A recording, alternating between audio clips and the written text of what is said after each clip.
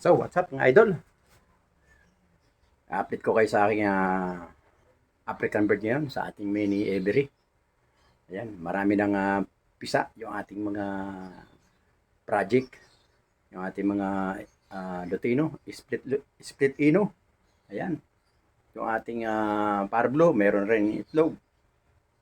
So, update ko kayo guys. Ano pang ginawa nyo guys?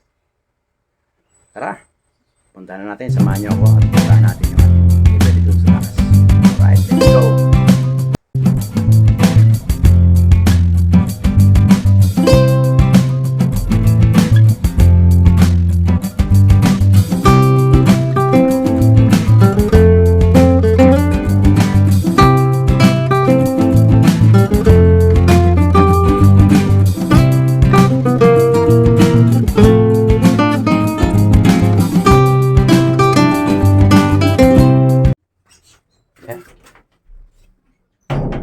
Yan, bali idol.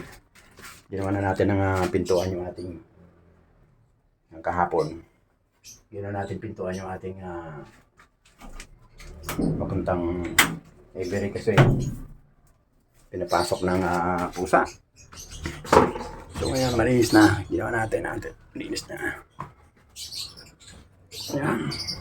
Pinapasok kasi ng itong ating lumang CR na daan papunta sa ating aviary.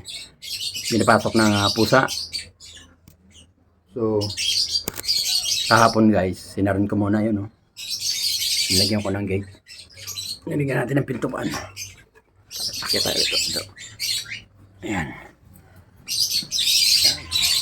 Bali kasi, kumuha ko ng nyog, yung tangkay ng nyog. Ito guys, binaratan ko, tapos pinamigay ko sa kanila. Kasi kailangan nila yun. Dahil pag wala silang kinukutkot, pinagdidiskitahan nila yung kanilang mga pugad, binubutas. So, hindi ako makakakuha ng tangkay na malunggay. Then nga, busy si Papa Ubas TV. Ngayon, meron nagbigay sa atin ng ng nyog, tangkay ng nyog.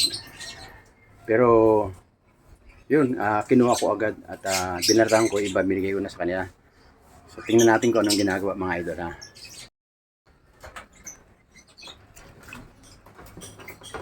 Yan mga idol, ito yung mga pinagagawa. Ang gagaling nila magbalat Kaya naman, ang gagaling nila magbalat, di ba? Ang galing nila magbalat ng ng nyug. So ito, nakikita natin itong ating mga inakay. Kasi ito, hindi naman kailangan nilang hindi naman nila kailangan pang ganyan. Kaya lang, kailangan masanay sila na meron silang kinukutkot. Itong ating mga babae. Yan, hahanapan natin ito ng partner. Hanggang ngayon, hindi natin mahanapan. So, inaini lang. Ayan, kinakain nila, pag wala silang kinukutkot, wala silang pinaglalaroan. Kinakain nila yung yung mga nila, mga kulunga, mga lagayan ng pagkain. So, kailangan talaga laging kompleto, laging merong silang kinukutkot para tingnan natin sila ng kinukutkot nila. Kasi kita mo guys, ang ginagawa ayan nakita mo pag wala silang kinukutot, pinagdiskitahan nila yung kanilang pugad. Ayan. So, ang ginawa natin, maghanap tayo ng ng nyog. Buti na may nagbigay sa atin yun. Ito yung kakatal natin na idol. Gagaling nila magbalat. Kailangan nila yan. Kanina, nandito ako, idol. Wala na akong dalang camera. Kaya, hindi ko na-video yung mga pagkain nila ng mga gagaling. Kamoy yung pa isa yan. Yan idol. Yung ating green opaline split ino. Partner ng Lutino. Meron na siyang inakay, 3. Ito yun idol, 3 yung kanyang inakay. Tapos yung ating good news, yung ating perso, meron ng inakay, 3 sa wakas. Halos sa ilang buwan din natin hinantay siya. Ilang buwan din bago ano, yung mga unang itlog nila sinisira lang. Ngayon, napabuti yung ano natin idol, yung yung hindi natin pagsisilip sa kanila. Yung isang bisis lang natin sinisilip. Napabuti. Halos lahat meron ng egg at meron ng pisa. Yung ating disino, back to back disino natin, meron na 4 yung kanyang pisa. Dati kung magpisa siya, isa lang. Kasi lagi natin sinisilip. Ngayon, 4 na yung kanyang pisa. So, good news din. Tapos yung ating kakatel, nasa to. Nung isang araw, ang egg niya, isa lang. Ngayon, 3 na egg niya. Inilip ko kahapon, puro filter naman. Yun, hindi na natin sila sisilipin. Dahil alam niyo yung kakatel, talagang masilan yan. Personata, masisilan yan. Lutino, masisilan yan. Yun o. Kami ating dan palo. Yun o. Tapos yung green personata natin sa baba. Ayan, meron na ring inakayan. Dati ang kanyang inakay, pinapatay niya. Pag nasisilip, ngayon hindi na natin sinisilip mga idol. So, ayun. Ngayon nagbabalat na sila idol. Gagaling nila magbalat. Pakialalim mo. Kailangan talaga lagi sila may kinukut-kot. Pag wala nang kailangan, pag nakita nyo wala nang talagang, para doon sa mga nag-aalaga ng African. Pag nakita nyo wala nang kinukut-kot sila, kailangan lagyan nyo na para huwag nyo nang sapitin tong aking nangyari sa akin. Tingnan mo, kinukut yung mga ano nila, mga kanilang cage, yung kanilang mga pugad. Ito pa, idol, ayan, kinukut-kot nila. So ngayon, magpapalit tayo ito. Re-repair natin, lagyan natin ng yero. Yan yung ating Parblo, partner ng Ewing. Meron na rin, 3 rin yung kanyang pisa. So good news, talagang marami. Tapos yung sa dulo, meron na rin. Marami tayong ngayon. Marami tayong mga itlog. Yung back to back blue natin, yung pamigay natin doon sa taas. Ayun idol. May itlog na, mayroon na silang pisa 2. Yung isang itlog hinulog kanina. Yung ginawa ko, dinampot ko, nilagay ko sa taas. Pag hinulog uli, kailan tapon na natin. Ibig sabihin yung bugok. Yan. Ayan mga idol. Halos lahat sila meron ng meron na silang egg. Hopefully, next year, makapagbenta tayo, makapagpamigay tayo ng mga African bird dito. So yun mga idol, kita nyo naman yung ating sitwasyon ngayon. Talagang isang malaking aral din sa ating pag-iibon, sa ating mga newbie, sa ating mga bagong nag-aalaga ng ibon. Isang aral din, at yun naman ay babahagi ko sa inyo, sa mga bago naman, para hindi nyo na rin danasin yung ating dinanas. Kasi minsan kasi kinakatamaran kong kumuha ng tangkay ng malunggay.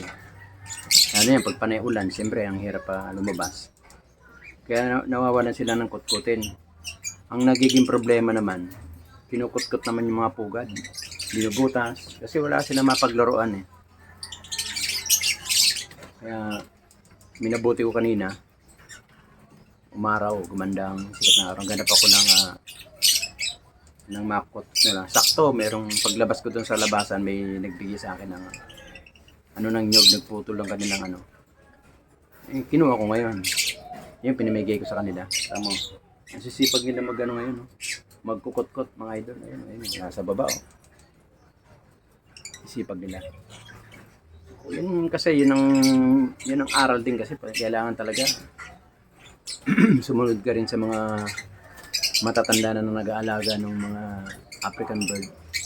Kasi gaya nga nito, talagang kailangan mo talagang pag-aralan din at matuto. Sundin mo yung mga nakakatanda, lalo yung mga naunang mga nag-iibon. kailangan tanong ka sa kanila. Kaya ang ginagawa ko, nagtatanong ako mga idol. Ito lang, okay naman yung mga dati nating mga upload, okay naman. Yun nga lang, medyo maulan, kaya hindi tayo nakakuha ng mga kot-kote nila. So ngayon, ang ginawa ko, kumuha tayo ng uli. At susunod, pag nakita natin wala na, kukuha tayo, lalagyan natin uli. Para hindi nila kinukot-kot yung mga kanilang mga pugad. Mga good news sa ating mga alaga. Success. Talagang good news yung balita natin mga idol. Talagang halos lahat sila. Meron ng egg at meron ng isa. So hindi na natin sisilipin. Malaking tulong yung talagang hindi natin pagsisilip sa kanilang mga pugad. Napakalaki. Tama sila, Buong Trono. Trono Brothers, yun, tama sila sa mga sinasabi nila na hayaan mo lang sila dyan, dadami yan. Huwag ka lang mainip.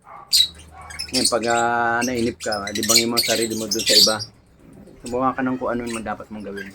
Pero wag mong sisilipin ng kung ilang beses. Basta, isang silip lang. Pag nakita mong may mga itlog na, wag mo nang uli silipin. Siguro mga ilang linggo, mga 3 linggo, hanggang 45, hanggang 27 days, 21 days, o kaya 20 days, saka mo siya silipin. Ngayon, pag sinilip ng pangalawa, tsak, meron ng mga pisa yon. Pag nakita nyo may pisa na, huwag nyo na uling sisilipin. Hayaan nyo na silang yung mga magulang ang magano. Ang gagawin mo na lang, idol, papalitan mo na lang yung kanilang pagkain. Kung dati may mga itlog sila, ang binibigay mo Canary mix, okay, African, babaguhin mo na ngayon. Maghahalo ka ng Canary, plain Canary, oat growth, tsaka yung mga soft food na, tsaka sunflower. Yun ang binibigay ko sa kanila. Pagka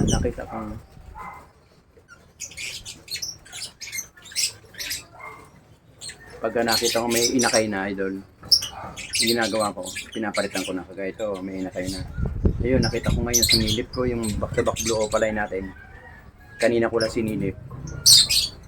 Kasi, nakita ko may itlog na bumagsak. Inayos, tinignan ko sa sa flashlight. Okay naman. Kaya lang parang tingin ko parang mugok. Ang ginawa ko, sinawsaw ko yung kamay ko sa pagkain. Nilagay ko ulit doon sa kanyang pugad. Nung paglagay ko doon sa kanyang pugad, nakita ko, guys, may dalawa ng pisa. Yung ating back-to-back blue opaline. Pamigay ko yun kaso walang pumunta Pinimigay ko yun, yung back-to-back blue opaline natin. Pinamimigay na natin yun. Lahat ng back-to-back blue opaline natin dito, pinimigay na natin. So wala naman pumunta, walang humingi. Ay, pinabayaan ko lang dito, nangitlog siya. Yun, nagkaroon ng pisa. So hindi na natin sila gagambalain. Gagawin natin, papalitan na natin sila ng pagkain na malambot. Kagaya ng hot growth saka sunflower. Alright. So mga idol, ayan, malaking tulong yung nasa inyo kung susundin nyo si Papa Ubas TV. Pero yun ang base sa aking karanasan. Talagang bawal na bawal talaga sa Pilipin talaga. Ako, matigas sa ulo ko dati. Siyempre, excited, bago. Napakasarap kasi lalo pag nag-aalaga ka ng African bird. Bigay ka ng pagkain. Nakita mo, nagiging success yung mga project mo. Kakaroon ng itlog, nagkakaroon ng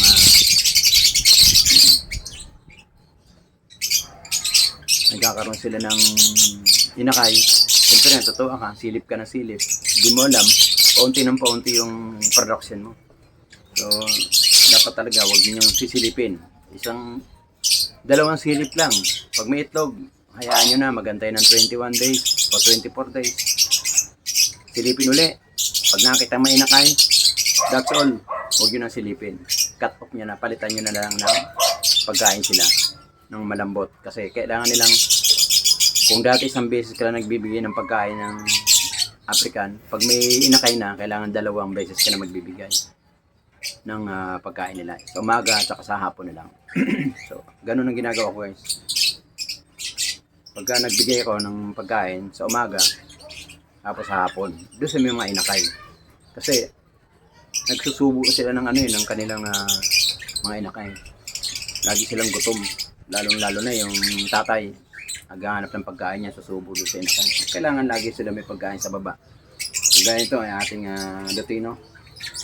Lutino, split ino, green opaline. Ito idol Kalalagay ko na ng pagkain niya.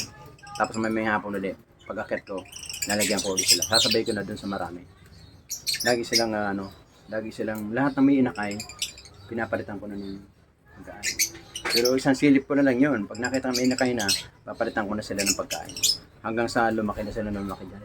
Pag nakita mong lumabas na ngayon yung mga inakay, babalik natin